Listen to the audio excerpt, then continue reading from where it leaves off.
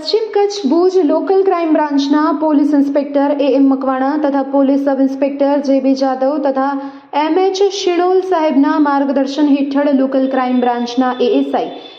MH Shinol સાહેબના માર્ગદર્શન હેઠળ લોકલ ક્રાઇમ બ્રાન્ચના ASI અનિરુદ્ધસિંહ રાઠોડ, નિલેશભાઈ ભટ્ટ તથા પોલીસ હેડ કોન્સ્ટેબલ ધર્મેન્દ્રભાઈ રાવલનાઓ ભુજ શહેર B ડિવિઝન પોલીસ સ્ટેશનમાં નોંધાયેલ ગુના કામેનો આરોપી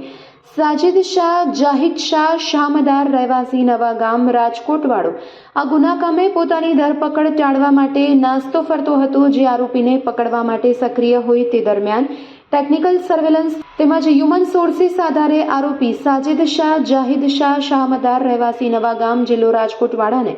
નવા ગામ વડાલા ચોક રાજકોટ મધ્યેથી રાજકોટ પેરોલ ફ્લો સ્ક્વોડની મદદગારીથી પકડી લઈ આગળની કાર્યવાહી માટે હસ્તગત કરી ભુજ શહેર B ડિવિઝન પોલીસ સ્ટેશન ખાતે સોંપવામાં આવેલ છે. પકડાયેલ આરોપી સાજિદ શાહ જાહિદ શાહ શામદાર ઉંમર વર્ષ 28 છે.